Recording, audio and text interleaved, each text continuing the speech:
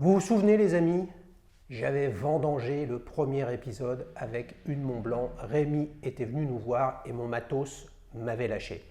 Je me suis posé la question.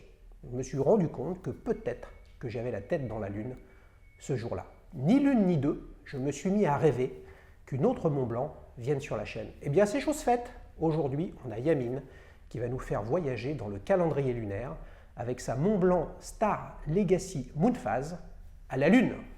À la 2, à la 3.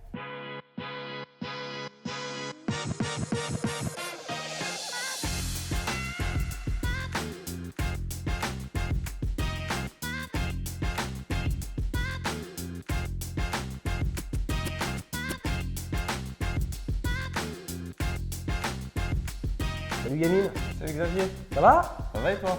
Vous avez vu les amis, on se retrouve avec Yamine sur la Lune et on y est allé en DeLorean. Tu as sorti le maillot Back to the Future. Bah ouais, Alors, tu nous la montres cette Mont Blanc? bien sûr. Vous allez voir les amis, elle a un style plutôt classique, assez éloigné de Marty et Tu veux du Doc. l'essayer? Ouais, je peux ou pas? Tu peux, je te C'est règle le bracelet. le premier qui me propose de régler le bracelet. Vous avez vu comme il est sympa? Parce que j'ai les poignets de poulet. Ah, le poignet de poulet. Tiens, Ouais. je te passe cette petite Merci. Eterna Porsche Design. Tu peux l'essayer? Bien sûr.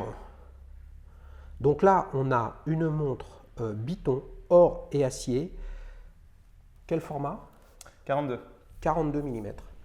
Alors, tu l'as depuis combien de temps cette montre? un peu plus d'un mois. Un peu plus d'un mois. Donc là, c'est tout nouveau. Oui. On va avoir un feedback terrain concret. Tu achètes une montre, tu la portes un mois et là, tu viens nous expliquer ce Ouais. que tu en penses. Oui. Alors Bah, l'histoire, c'est une montre que j'ai achetée aux enchères du coup. Ah ouais, Ouais, très bon, un fan des enchères, les amis, il va tout nous expliquer. Où ça? exactement. Le site Ouais, Interenchères. Interenchères. Ouais. Et la vente avait lieu où? C'était sur Paris, Ouais. dans le 94, je me souviens plus exactement de la ville. Ouais. Pour nos amis de province et à l'étranger, Ouais. 94, ce n'est pas dans Paris, hein, c'est à côté de Paris, À mais côté, c'est en mais Île-de-France. Voilà, Ouais. c'est l'Île-de-France. Ouais. On dit Paris. Ouais. Donc tu l'as, comment tu l'as découverte sur Interenchères? Bah, moi, il faut savoir que je traîne pas mal sur Interenchères et sur d'autres sites d'enchères aussi, Mhm. un peu tous les jours. Et puis j'ai découvert par hasard, c'était une vente aux enchères où il y avait pas mal de Mont Blanc à vendre. Ouais. Et il y avait quelques montres qui m'intéressaient, dont celle-ci aussi. Donc à chaque fois qu'une montre passait, j'enchérissais et puis c'est tombé sur elle, quoi. Mais j'avais pas ciblé celle-ci en particulier, il y en avait quelques-unes. Est-ce que tu te souviens de l'alerte que tu avais sur Interenchères? J'ai pas d'alerte, moi je suis en live Ouais. directement. Oui, donc- mais comment tu as su qu'il y avait cette vente et qu'il y avait ces montres? Ah bah je regarde tous les jours. Tu regardes, Tous les tu jours. n'as pas une alerte? Non, j'ai pas d'alerte. Ok, Tous les jours, je me suis demande si je ne l'ai pas regardé cette vente. Ah. C'est principalement une vente avec des stylos. dessus. Il Exactement. y en avait énormément. Énormément de stylos, des montres aussi. Ouais. Et un peu et quelques accessoires. Quelques Mont Blanc. accessoires. Ouais, ouais. Mais c'était essentiellement du Mont Blanc. C'était Eh que oui, ça. eh oui. C'est Donc une forcément, vente de on va en parler, les amis, de l'écriture du temps. Il y a un superbe bouquin, l'écriture du temps, Mont Blanc, Flammarion, je crois. Je le mettrai dans la description là. C'est superbe. Yamine, je ne sais pas si tu le connais ce bouquin, mais qui explique toute la démarche de Mont Blanc et pourquoi ils sont allés dans l'horlogerie, pourquoi ils ont racheté Minerva.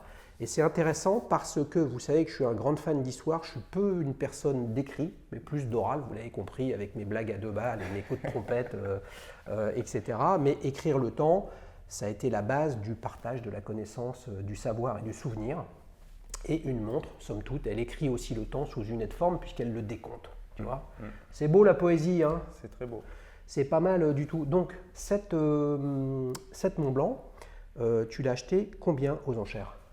Je l'ai eu à 1500 ou 1600, je crois, Ouais. avec les frais. Avec les frais? Parce qu'il y a des frais. En plus? En plus, Ok, et ils étaient à combien? 25% les frais? non, je crois que c'était un peu moins. C'était pas 25. C'était un peu moins, mais au total, j'en ai eu pour un peu moins de 1900, 1800 quelque chose. Ok, tu connaissais Mont Blanc avant? Oui. Oui, De oui. par les stylos ou de par les montres? De par les stylos, je savais qu'ils faisaient des montres aussi. Ok, ok. Donc là, c'est sympa, les amis, on a un truc un peu vente aux enchères. Donc, tu as vu ce modèle en vente. Tu te souviens de l'estimation? Non. Tu te souviens pas?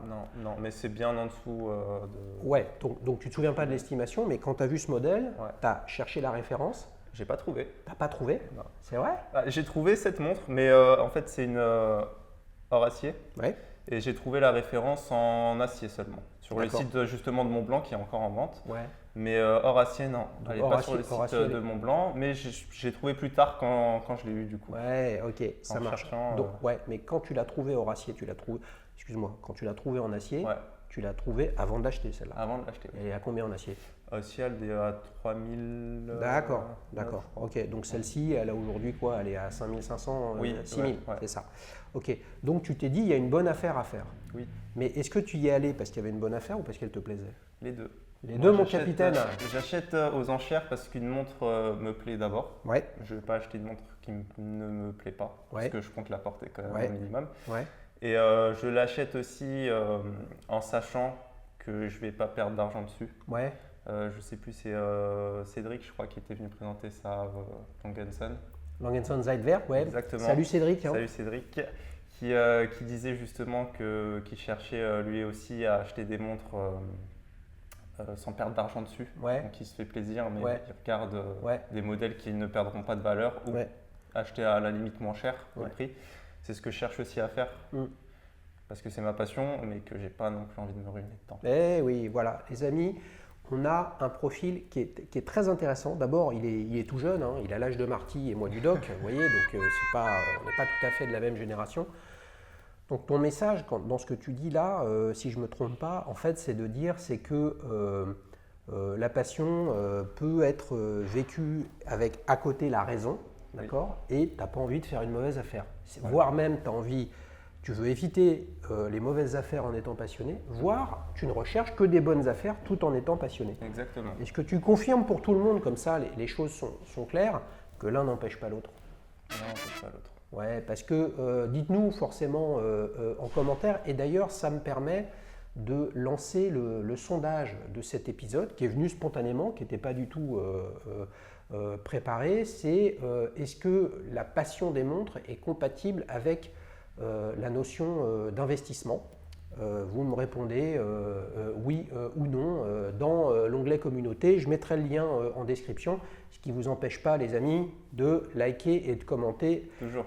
cette vidéo, bien évidemment, pour faire comprendre à l'algorithme YouTube que c'est sur Daily Shoes que l'émotion et le feedback et les évaluations clients se trouvent et nulle part ailleurs.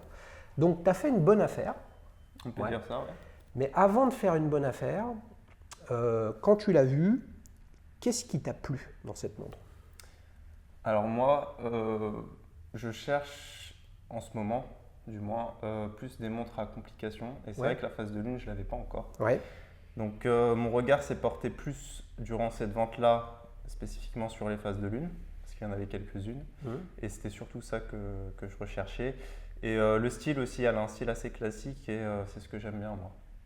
ouais. Ouais, ça me rappelle un peu les montres à gousset. Ok, c'est surprenant ça. Quel âge tu as, 21. 21 ans. 21 ans, style classique. Je trouve ça top. Comme quoi, vous voyez que l'histoire qu'on a avec une montre, c'est vraiment un cheminement et un parcours super personnel parce que là, tu as quand même le combo du classicisme, quoi. C'est-à-dire des index très classiques, les aiguilles feuilles, hors acier, une complication qui est compliquée à faire. Oui. Hein, et qui est pas super prisé. Enfin, ça dépend des régions du monde, etc. Quel est l'adjectif que tu vas nous donner là-dessus là? J'ai réfléchi. Eh oui, on est obligé de réfléchir parce ouais. que sinon, je veux dire, t'imagines, tu sors un truc de base, tu vas te faire atomiser dans les commentaires, quoi.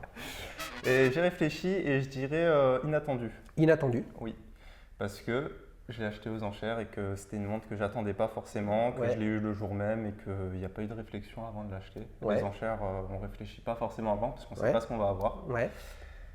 Et c'est venu comme ça, donc Ouais. inattendu. Est-ce qu'il y aurait un petit truc, une explication additionnelle dans ton choix d'inattendu? C'est-à-dire que tu ne la cherchais pas, Oui, c'est le hasard. Et c'est ça un peu l'intérêt aussi des ventes aux enchères, c'est-à-dire que c'est l'excitation de ne pas savoir ce qu'on va avoir à la fin, ou peut-être ouais, quelque chose. peut-être et rien. quand tu l'as reçu, est-ce que c'était pas encore plus inattendu que de recevoir une montre avec cette qualité de finition. C'est vrai qu'elle est Si. très très agréable à Si. porter. Le bracelet est pas mal. Tu vois, quand tu es arrivé, tu t'es dit, elle est encore mieux elle est encore mieux qu'en que sur image. photo, ouais. Exactement. J'ai été étonné parce que elle rendait bien sur photo, mais en vrai, franchement, je suis tombé amoureux de la montre. Ouais. C'est la première fois que tu achètes aux enchères? Non, j'ai déjà acheté une autre montre aux enchères, une Ebel 1911. Ah, c'est beau ça. Ouais, C'est beau. tout en or. Attends, avec le El Primero? El Primero, Ah, Denis, c'est encore toi qui es à l'affiche avec ta Zénith El Primero. Ah ouais, tout en or, mais cadran quelle couleur? Cadran blanc. Cadran blanc, ah ouais, belle montre. Ouais, belle ouais, montre, très belle jolie. montre, belle montre, tout en or, mais t'aimes bien les trucs avec de l'or? Pas forcément, mais les enchères, on choisit pas vraiment. Ok, mais elle te plaisait aussi? Elle me plaisait énormément, ouais. Ok, elle te plaisait, c'est pas mal du tout. Quel est le petit détail que tu préfères sur cette montre? Phase de lune. Phase de lune? Ouais. Sans aucun doute? Sans aucun doute. Bah c'est non, ce mais que je si recherchais, c'est ce que j'ai eu. Non, mais regarde, mais la phase de lune, bon, elle peut être faite de plusieurs façons, parce que l'expression de la lune, ça peut être guilloché, ça peut être en reflet, le guichet peut avoir une forme particulière, il peut afficher hémisphère nord et hémisphère sud, tu vois, il y a plein de choses dans le guichet. Donc toi, tu as eu cette phase de lune, mais tu aurais reçu une autre montre en phase de lune, tu m'aurais dit phase de lune aussi, tu vois. Oui. Donc maintenant, au regard des attributs de la montre, son épaisseur, les cornes, etc., si je t'oblige à me trouver un autre détail que la phase de lune, ce serait quoi? Un truc que j'aime bien dessus, Ouais. la couronne. La couronne? Ouais. La couronne oignon que je trouve jolie. C'est vrai c'est assez original. Je ne suis pas sûr d'en avoir vu comme ça, assez proéminente. Oignon, ça s'appelle comme Oignon, ouais. C'est une belle couronne et avec le flocon de neige. Oui. Emblématique de la marque Montblanc. J'en profite pour la regarder. Elle a un cadran qui est, je ne saurais pas le décrire, Je sais pas comment ça s'appelle. qui est pas mal du tout. Ouais. Les aiguilles feuilles, comme sur une IWC portugaise qu'on a pu voir sur la chaîne il y a quelques temps. Au niveau mécanique, calibre et tout ça, qu'est-ce qu'il y a comme calibre là-dedans? Tu t'es renseigné, tu as regardé? J'ai regardé. Alors, chez Montblanc, c'est le MB 29, je sais plus combien. Ouais. Et c'est l'équivalent. Enfin, c'est pas l'équivalent, c'est sur la base d'un Célita. Ouais, ok. Ça te préoccupe? Tu te poses la question qu'il y a un calibre manufacture ou non? Qu'est-ce que tu en penses? Bah, personnellement, c'est une montre que j'ai achetée aux enchères, donc bien moins en dessous du prix catalogue. Mais c'est vrai que j'aurais jamais acheté une montre aussi chère avec un mouvement Célita. Ouais. Si, Donc, à c'est-à-dire partir de 5 000 €, s'il n'y a pas de calibre maison, franchement, j'y vais pas. Ouais. Oui, mais regarde. Là, forcément, je vais le taquiner, quoi, parce qu'on ne peut pas laisser passer ça, quand même. C'est que la Ebel, chronographe dont tu me parles, elle n'a pas de calibre maison. Non. Mais elle a un calibre historique. Ah, bah voilà. Nous y voilà, les amis. Donc, en fait, ça dépend. Ça dépend de ce qu'il y a dedans. Forcément. Voilà, forcément. Donc, les calibres manufacture, on a eu le superbe épisode, je ne sais pas si tu te souviens, avec la Omega Ploprof. Oui. Justement, avec un ingénieur, je le salue, ingénieur dans mécanique chez les constructeurs automobiles, et on a beaucoup échangé sur cette notion de calibre manufacture. Voilà, un calibre, ça peut être designé à 100% par une équipe, fabriqué à 100% ailleurs, ça peut être un mix de tout ça, il y a énormément de partenariats. Les Spiro, qui est quand même un des trucs centraux, si ce n'est le truc central avec le balancier pour gérer la précision d'une montre. Des Spiro, il y a 3-4 marques maximum qui en fabriquent, Lange & Söhne, Rolex, il y en a quelques autres. Donc sinon les autres, même avec leur calibre manufacture, ils sont obligés d'acheter des Spiro à la concurrence ou à des prestataires. Voilà. Moi je trouve que ça ne signifie pas forcément grand-chose ce sujet-là. Depuis que tu l'as acheté, est-ce que tu la portes tous les jours? Non. Non? Non, je fais un roulement avec mes autres montres. C'est vrai? J'aime pas porter une montre plusieurs jours d'affilée. Ouais. Ça me fait mal au cœur de laisser les autres au placard. Ah, c'est intéressant. Je la trouve très sympa. Elle a un petit verre très légèrement bombé, avec une carrure ici qui est tout en douceur. Ouais. Et c'est vrai que quand tu m'as dit 42 là tout à l'heure, je me suis dit waouh, Elle fait, non mais elle fait plus grande, mais en fait c'est assez logique, c'est qu'il y a une lunette qui est très fine, Oui. tu vois, un peu comme sur une WC portugaise, lunette très fine. Oui. Donc on croit que c'est grand, mais en fait c'est pas tant que ça, quoi. Ouais. Est-ce que tu arrives à assumer, parce que je reviens là, la Ebel tout en or, celle-là elle est quand même visiblement en or, pas intégralement, c'est pas un peu dur à porter une montre en or? Je me pose la question. En or ou en plaqué or, au final, on ne le sait pas forcément quand on la regarde, si elle est en or ou pas. Non, on ne sait pas. Mais je pense qu'il faut s'habiller en conséquence, donc faut assortir sa montre avec sa tenue aussi, pour que ça se marie mieux. On ne porte pas ça avec n'importe quoi non plus. Ouais. Pas spécialement. Pas spécialement. Celle-ci, elle est en or rose, donc ça fait un peu moins or clinquant. Ouais. Donc elle passe un peu mieux. Et puis elle n'est pas complètement or, elle est aussi or acier. Moi, elle me va bien. Elle te va très bien. Elle me va bien, les amis. Je ne sais pas ce que vous en pensez. Après, ce que j'aime beaucoup, moi, c'est les index et le petit chemin de fer des secondes, très très classique. Les index, ouais, j'aime beaucoup ouais, aussi. J'ai hésité entre les index et l'oignon tout à l'heure. La couronne. C'est pas mal. Je dis pas trop de choses sur la montre parce qu'après ça pourrait dévoiler malgré moi. Je sais que je me répète, voire je radote, vous me le direz. Je dévoile malgré moi quelques questions au quiz. Et puis, vous voyez, il est excité là. On n'y est pas au quiz encore. Il est excité, Yamine, parce que il sait qu'il y a la casquette d'Ailishus à gagner avec le quiz, mais ça, on verra tout à l'heure. Eh bien, écoute, c'est très sympa. Une nouvelle fois, j'ai dans les mains, alors évidemment, c'est l'opportunité que j'ai avec tous les invités, j'ai dans les mains une Montblanc, celle de Rémi. Je te salue, Rémi, et à jamais, tu seras le premier avec qui on a eu un problème de matos. Mais bientôt, un Street Watch avec Rémi, ben oui, parce qu'il est revenu avec une jeune marque espagnole. Vous verrez une très très belle montre qui te plaira, très classique, très classique. Bientôt sur la chaîne dans Street Watch avec le retour de Rémi. Les amis, on enchaîne à la séquence suivante. Souvenir. Alors, tu nous dis que tu as 21 ans. Oui. Donc tu récupères ta montre, mais je ne récupère pas la mienne. C'est ça. Ouais, c'est beau ça. J'aime beaucoup la tienne aussi. Oui, après il va repartir avec la DeLorean, comme dans Retour vers le futur 2, vous savez, avec les bananes et les déchets qui sont mis à l'intérieur pour alimenter le convecteur spatio-temporel. Donc tu as 21 ans. Oui.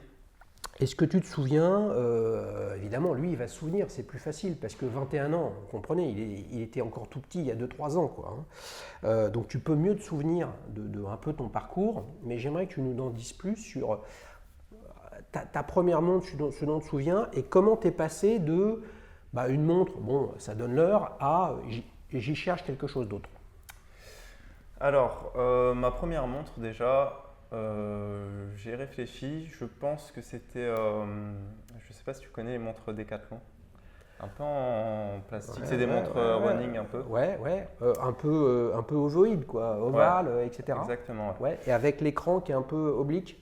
Oui, c'est ça. Eh oui, c'est ça. Eh oui, mais c'était une montre un peu qui te donnait des pas, qui te donnait des informations, etc. Ou c'était juste non, une montre très sport LCD que tu exactement. peux faire piscine, foot, tout quoi. Exactement. Okay. J'avais ça au collège que j'ai pas gardé longtemps parce que j'ai pas énormément de souvenirs de cette montre. Ouais. Mais qui m'a pas marqué qui m'a pas beaucoup marqué. Ensuite, j'ai une grosse période à blanc. J'avais pas de sans montre. Ouais. Et j'avais pas spécifiquement l'envie d'avoir de montre aussi. C'est arrivé un petit peu plus tard. Ouais, mais tu avais un téléphone à l'époque? Oui. Ah ouais, donc tu avais l'heure. J'avais l'heure. Ok. Ouais, non, mais c'est important. On avait les téléphones. Ouais, vous voyez, le cheminement, tu avais un téléphone à touche. Oui, à touche. Les premiers. Petite téléphone à touche entre amis, voilà, ça devait être quoi? Un Nokia, un Ericsson, un Motorola. Je crois que c'était un Nokia. Ouais, je crois que c'était un Nokia. Ils ont tous disparu. Ils sont tous disparus. Et donc, qu'est-ce qui fait que tu as repris une montre? L'envie après, c'est quelque chose qui est arrivé un petit peu après. Moi, je suis très fan de Retour vers le futur et aussi d'autres films autres films ou séries aussi, tout ce qui est rapport au temps. On repart dans le passé, on retourne dans le futur, tout ce qui est rapport au temps, j'aime beaucoup ça. Et c'est ce qui m'a intéressé aussi dans l'horlogerie, c'est l'aspect de la longévité d'une montre qui va dans le temps aussi, qui donne l'heure. Ça m'a beaucoup plu. Et puis en m'y intéressant un peu plus, j'ai regardé, c'est de très beaux objets. Ouais. J'ai bien aimé. Le problème, c'est que je n'avais pas encore forcément les moyens Bien sûr. de m'acheter une montre. Du coup, j'ai attendu. Et puis le jour est venu où j'ai acheté ma première vraie montre. Il est venu avec une marmotte à montre. Ah ouais. Alors, qu'est-ce que tu as acheté? Une Seiko Présage. Ah, sympa. J'ai beaucoup regardé. Niveau rapport qualité-prix, Ouais. c'est fort. Tu sais que le rapport qualité-prix, j'y crois pas du tout, moi. Hein. Ah ouais? Ah ouais, bah oui, rapport qualité-prix, je veux dire, combien tu as payé ça? 350. Tu te rends compte? Ouais. Tu as mis 350 balles alors que ton téléphone, il te donnait l'heure. Oui, c'est vrai. Eh oui, rapport qualité-prix, c'est la qualité, c'est un truc qui est absolument pas factuel. Ouais. Je veux dire, vous mettez un super acier dans une montre, ouais, il est anti-corrosion, il est truc, il est machin. Bah ouais, si vous habitez dans un endroit hyper sec, vous ne faites pas de piscine, de natation, de pêche ou quoi que ce soit, cette dimension qualitative, elle te sert, tu ne l'intègres pas dans ce que tu ressens. Alors que le prix, c'est globalement 100% factuel, mais il y a quand même une partie personnelle qui rentre en jeu, c'est que 350 balles, pour une personne qui est étudiante ou qui ne travaille pas ou qui a des petits revenus, ça n'a pas la même signification que pour une personne qui a des beaucoup plus gros revenus. Tu vois, donc en fait, ce rapport-là, bon, moi je pense que c'est un truc très très marketing, ce qui n'a rien à voir avec est-ce qu'elle est belle, elle n'est pas belle, est-ce qu'elle est précise ou pas, quoi. Là, tu vas me dire qu'elle est précise, elle est bien finie, Seiko c'est une bonne marque et je l'ai payé 350, c'est ça. Donc le rapport qualité-prix, il est bon. Moi ça me dit rien ce que tu me dis. Donc en fait, je préfère une Swatch, c'est 3 fois moins cher que ça. C'est vrai. Même, je préfère une Awake Concept en filet de pêche recyclé. C'est moins cher, ça sert la planète, c'est tout aussi précis. Alors donc le rapport qualité-prix, il est où? Moi, je préfère personnellement le rapport émotion-prix. Oui, c'est très beau. C'est pas mal, hein? Ouais, c'est beau, c'est la poésie, les amis. Donc C'est tu l'as, ouais, bien sûr, elle est très très belle, mais en plus, c'est un modèle que j'aime beaucoup. Je donne le bonjour à Charles Adrien qui va probablement revenir sur la chaîne prochainement. Et il était venu présenter sa Seiko Présage Sakura avec un cadran absolument magnifique. Que je recherche aussi. Tu recherches, je sais que c'est pas facile. Il n'y a pas à dire, hein, c'est une belle montre. Et c'est vrai que quand on compare, tu vois, on compare les deux, ta Montblanc et celle-ci, finalement, voilà. Tu vois, qu'est-ce qu'il y a de plus, ta Montblanc? Elle a la phase de lune, donc forcément c'est plus cher. Et si on s'en fout de la phase de lune, tu as payé une phase de lune qui sert à rien, une fortune, tu vois. C'est vrai, je l'ai payé plus cher et pourtant j'ai plus d'émotion avec celle-ci. Ça c'est vraiment, c'est quelle taille une Présage? Ça dépend des présages parce que tu as des présages avec des complications. Non mais celle-là, elle est en quoi? Elle est en 40?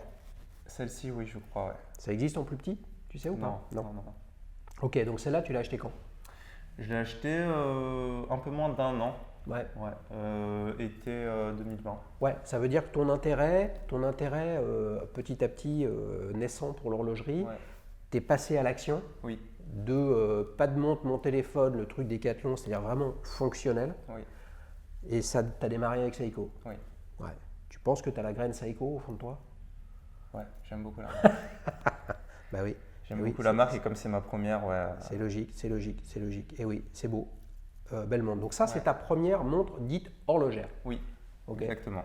Ok, c'est pas très Marty McFly ça quand même Pas très Marty McFly, mais j'ai fini par l'acheter aussi. Ah, t'as acheté la Marty McFly? J'ai acheté la Marty McFly. La quoi, la calculatrice? Ouais. Ah. Et ça, c'est quoi alors? Ça, c'est Casio ou c'est Seiko?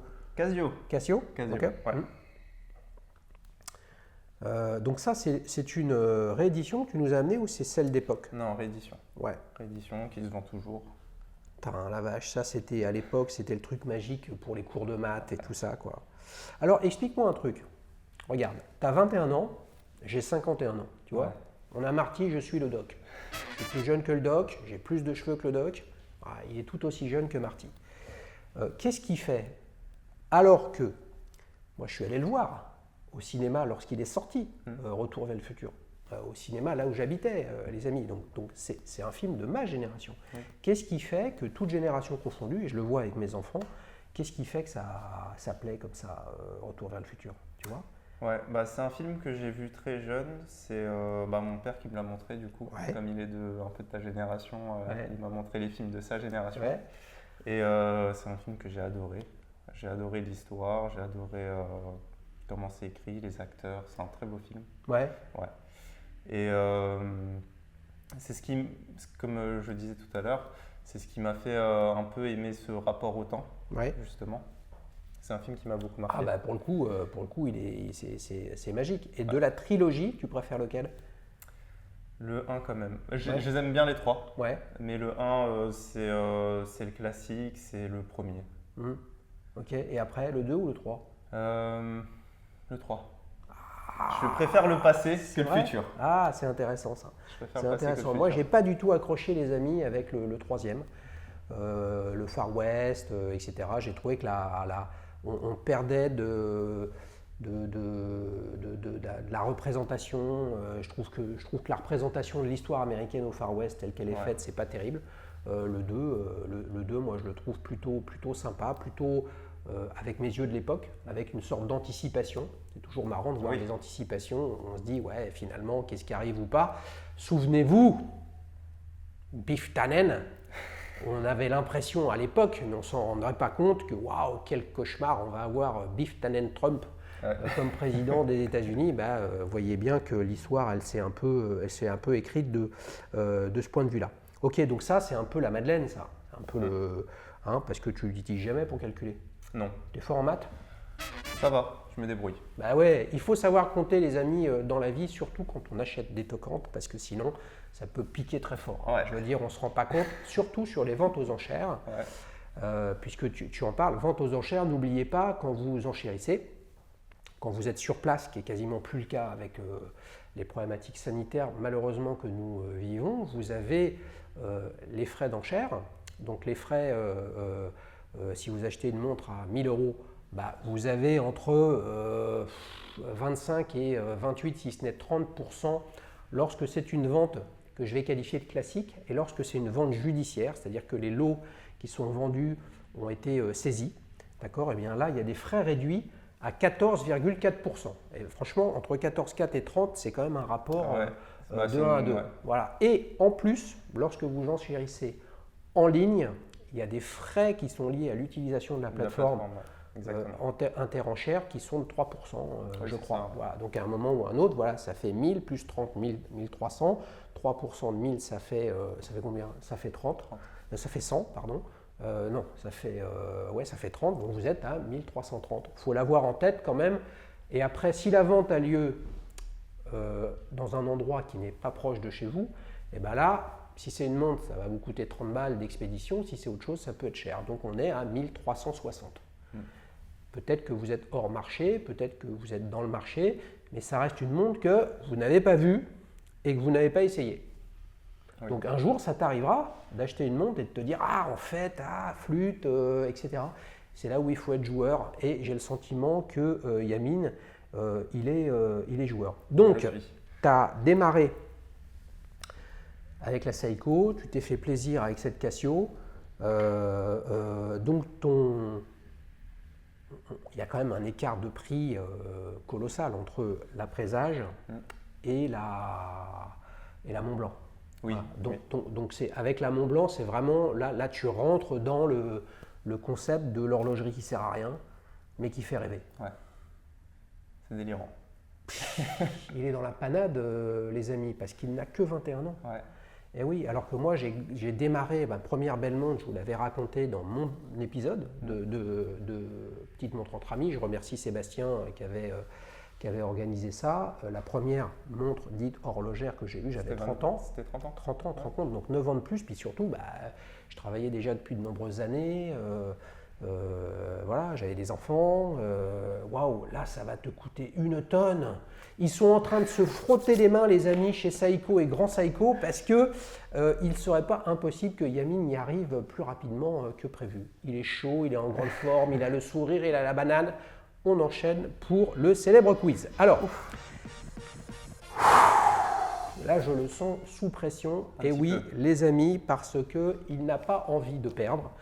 Et surtout, il a envie de gagner la casquette d'Alichous, les amis, pour le gagnant ou pas du quiz. Ça dépend, vous savez qu'il n'y a pas de règlement. Ouais. Hein, tu es au courant de ça. Oui. Bon, ok. Alors, tu es prêt quand même? Je suis prêt. Alors, j'ai cherché 3 nouvelles questions sur Mont Blanc, puisque j'avais déjà fait un épisode de Mont Blanc. Et le problème, c'est que j'ai oublié qu'il y a un problème de matos. Donc, en fait, j'aurais pu réutiliser les questions, mais ça n'aurait pas été sympa vis-à-vis de Rémi qui avait gagné 3-0. Ouais. Bon, long story short, prêt pour la première question. Alors, celle-là, elle est pas simple. Je ne sais pas si tu vas savoir. Combien de jours approximatifs comporte le calendrier lunaire? Donc une lunaison complète entre nouvelle lune, pleine lune. Réponse A, 29 jours, il est tendu. Hein. Réponse B, 29 jours et demi. Réponse C, 30 jours. 29 et demi. Là, c'est beau, beau démarrage. Tu le savais, tu as révisé. Je n'ai pas révisé, mais je le savais. Tu le savais? Je le savais, ouais. Parce que je m'intéressais aux phases de lune. Et ouais. Alors pourquoi je dis approximatif? Parce que là, j'ai dû le noter. Sinon, je ne peux pas m'en souvenir. Il y a exactement 29,530587 jours. Et ça, c'est la lunaison complète. Sachant qu'une année, il y a 365,2425 jours. Ça, c'est le calendrier grégorien tel qu'il est fait aujourd'hui avec les années bissextiles, etc. Et avant, il y avait le calendrier julien qui date de Jules César, où là, il y avait 365,25 jours. Ces petits deltas ont fait que des siècles après des siècles et des siècles et des siècles, il a fallu réformer le calendrier. Sinon, les fêtes religieuses, notamment chrétiennes, étaient décalées dans le temps par rapport aux astres, par rapport à la pleine lune, etc. etc. Voilà. Et tu sais pourquoi les phases de lune sont des complications très prisées au Moyen-Orient, en Asie, en Indonésie, etc. Tu sais ça pourquoi? Non. Parce que la lunaison, le calendrier lunaire, c'est la base du calendrier islamique. Et donc dans le calendrier islamique, il y a des mois, mais ces mois ne durent que 29,5 jours. Et donc c'est essentiel dans tous ces pays-là d'avoir un regard sur justement le calendrier lunaire, d'où l'importance des phases de lune. Sinon, c'est globalement plus du tout utilisé alors que ça a été à la base du décompte du temps, parce que c'était le truc le plus facilement observable. Vous voyez les astres bouger la nuit, mais pas pendant la journée. Ouais. C'est pas mal tout ça. Hein. Donc, est-ce que j'avais la tête dans la lune lors du premier épisode avec Rémi et sa Mont Blanc 1858 en bronze? Je ne sais pas. En tout cas, tu mènes 1-0. Ouais.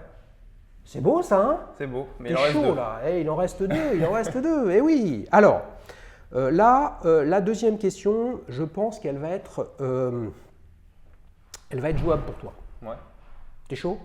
Allez. Allez, cherchez l'erreur. Alors, non, je suis obligé de faire une introduction sur cette question. Vas-y. On a parlé pas mal des index sur cette Mont Blanc, et ces index, on les appelle les index Breguet, parce qu'ils ressemblent très fortement à la calligraphie qui a été développée et mise en place par Breguet entre 1790 et 1800, schématiquement. Voilà. Donc quand on regarde une montre comme ça, on se dit tout de suite, ah bah elle est des index Breguet. Comme elle a des aiguilles feuilles, bon, bah, les index, on les appelle comme ça. Pour autant, ce n'est pas une Breguet. Donc j'ai une question sur Breguet. Oh. Ah C'était pas prévu, ça. ouais, ah ouais, c'était pas prévu. Bah oui, c'est ça. J'aurais dû utiliser les autres questions, mais qu'est-ce que tu veux, je m'en suis pas souvenu. Alors, cherchez l'erreur parmi ces 3 attributs associés aux montres Breguet. Réponse A, la couronne vissée.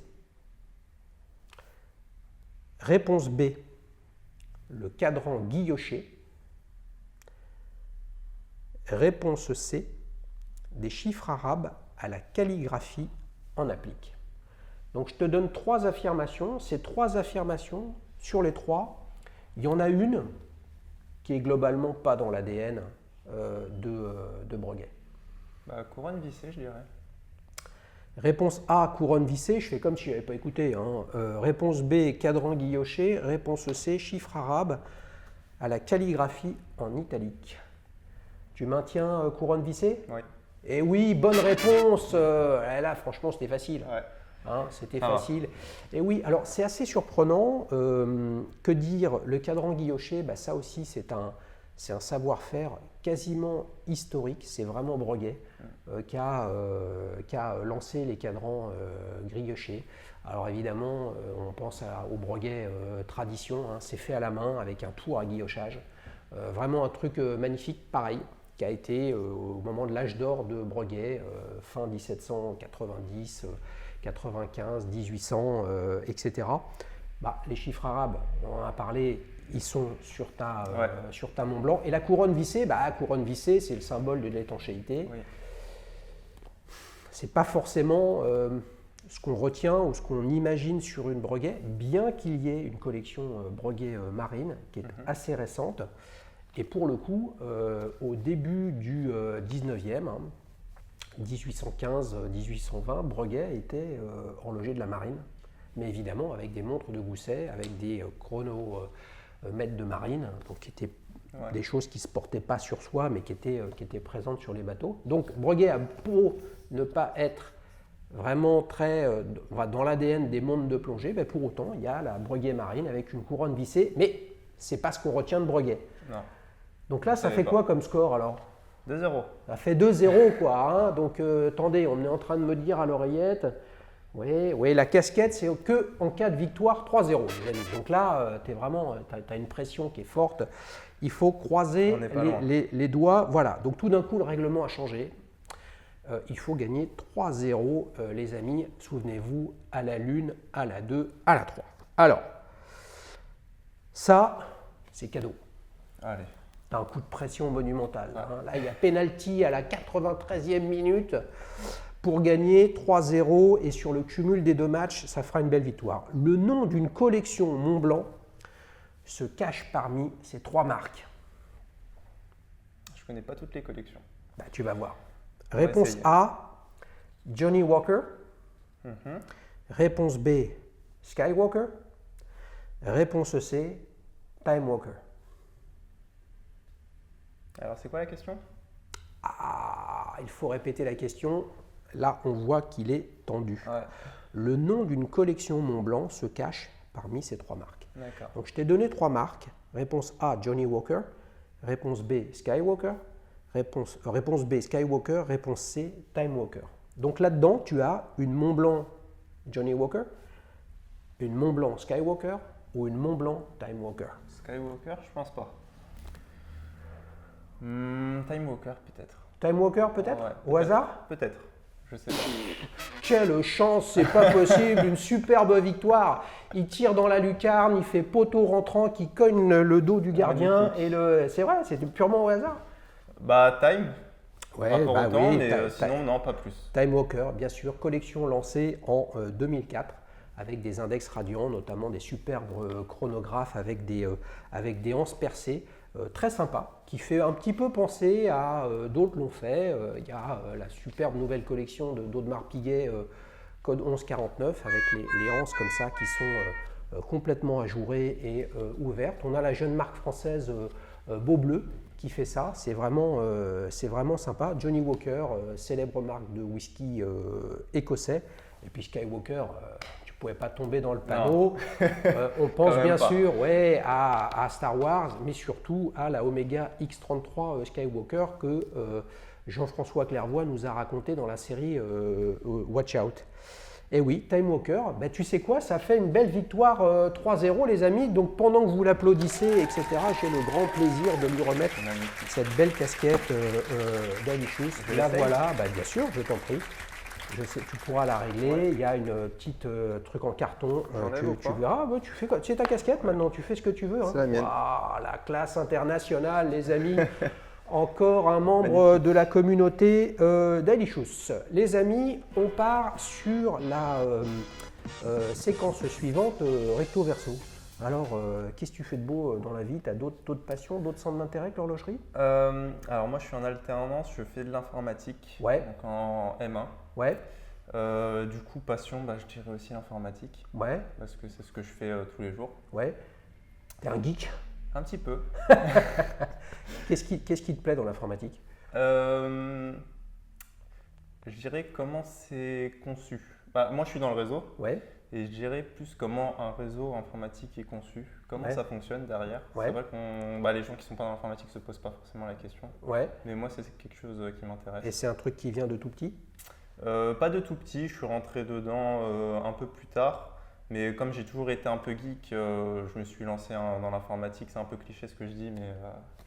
Ouais, non, moi je pense que, d'abord, l'informatique, c'est quand même ce qui nous entoure, voire ce qui nous envahit, hein, informatique, digital, les applications, etc. Et puis, comme j'ai l'âge de ton père, tu pourrais être mon fils. Oui. Tu vois, c'est assez logique. Hein. Le doc, il est là un peu pour chaperonner les jeunes, etc.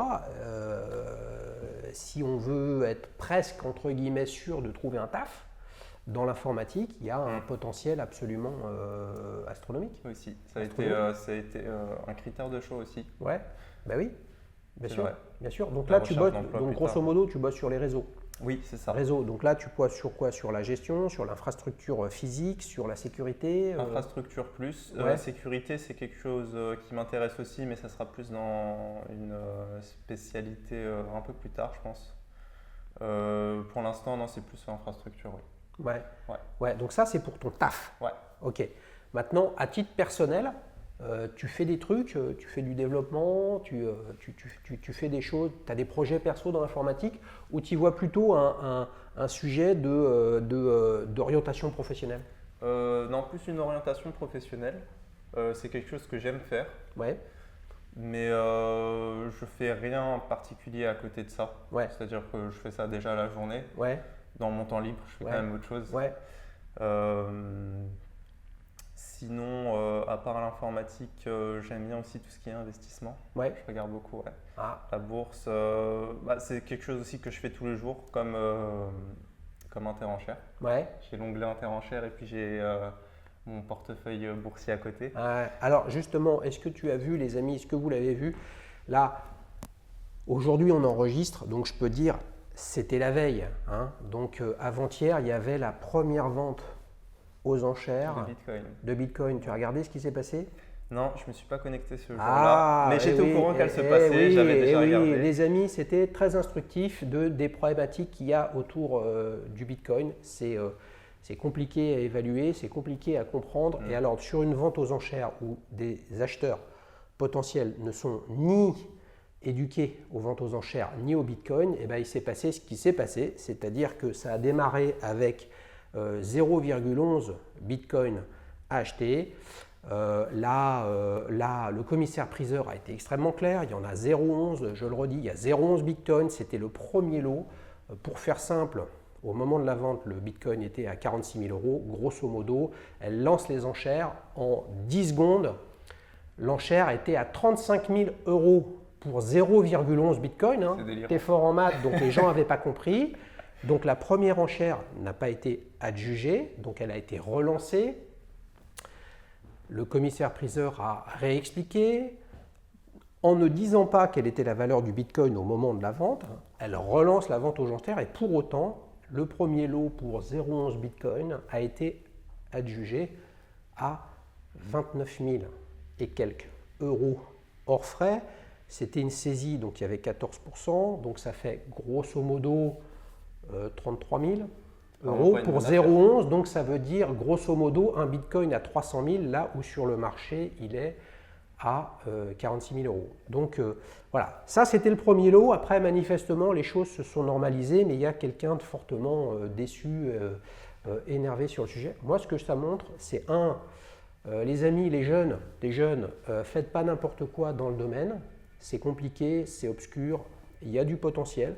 Il y a un sujet à se poser, c'est que moi j'y crois à cette technologie dans le futur. Ça reste de la spéculation aujourd'hui. Faut faire attention. Mais en tout cas, si vous voulez faire des ronds, franchement, achetez pas des Rolex Submariner, allez dans les bitcoins. Mais si vous êtes dans les deux cas uniquement pour l'investissement, passez votre chemin, regardez les dizaines de milliers de montres vintage peu chères qu'on peut acheter. Et il y a vraiment moyen de se régaler. Bon, les amis, on n'est pas dans petit bitcoin entre amis ou petit bitcoin deviendra grand. On est dans petite montre entre amis et on enchaîne pour la dernière séquence, ta prochaine montre. Prochaine montre. Donc là, on a compris que tu enchaînais sévère. Ouais. Donc là, tu as repéré un truc sur Interenchères ? Non, je regarde. Alors moi, je suis plus intéressé, donc sans compter les enchères, parce que les enchères j'achète, mais je ne sais pas forcément ce que je vais avoir. Ouais. Donc ce que je recherche actuellement, donc ça serait plus, j'aimerais bien taper du côté Rolex, peut-être avec une Datejust. Ouais. Ouais. Il y a beaucoup de références, mais la 1601 m'intéresse pas mal. Ouais. Vintage, ouais. Ouais, donc là, tu as vraiment les toutes premières. Ouais, les toutes premières. Hein, tu as compris que sur les références à 4 chiffres, hein, sur les Datejust, tu n'avais pas de date rapide. Hein, oui, donc le jour où la date n'est pas bonne, tu fais le. Ouais. J'ai un remontoir. Ok, pas mal. Hey, il a réfléchi. Ouais. Il a réfléchi aussi au pour la sujet. phase de lune, parce que c'est. Ah bah bien sûr, sinon tu es toujours décalé. C'est vrai, et c'est un peu galère. C'est oui, pas mais galère. T'en as qu'un de remontoir. J'ai 4 montres. Donc tu as 4 remontoirs. Je sais pas comment on dit, peut-être 4 remontoirs, mais c'est une seule boîte avec 4. Une seule boîte avec 4 montres. C'est ça. Ok, intéressant. Ouais. Intéressant. Donc ça veut dire que tu privilégies des modèles automatiques. Oui. Automatique, ouais, essentiellement. Datejust, ou sinon aussi il y a une montre qui m'intéresse aussi beaucoup, c'est la montre que Hubert est venu présenter, la Laureato. Bien sûr. Gérard Périgot, qui m'intéresse beaucoup aussi, que j'ai raté lors d'une vente aux enchères. Ah ouais, mais tu as raté parce qu'elle est partie à un prix où tu voulais pas, ou tu n'étais pas dispo ce jour-là? Elle est partie parce que le site a bugué. Ah ouais? Je pouvais pas enchérir. C'est vrai? C'était quel modèle? C'était une Laureato. Alors c'était pas une simple, c'était une Olympico, je sais pas si tu connais, c'est les chronographes. Non. Il y a des séries qui ont été éditées pour les Jeux Olympiques, pardon. De quelle année?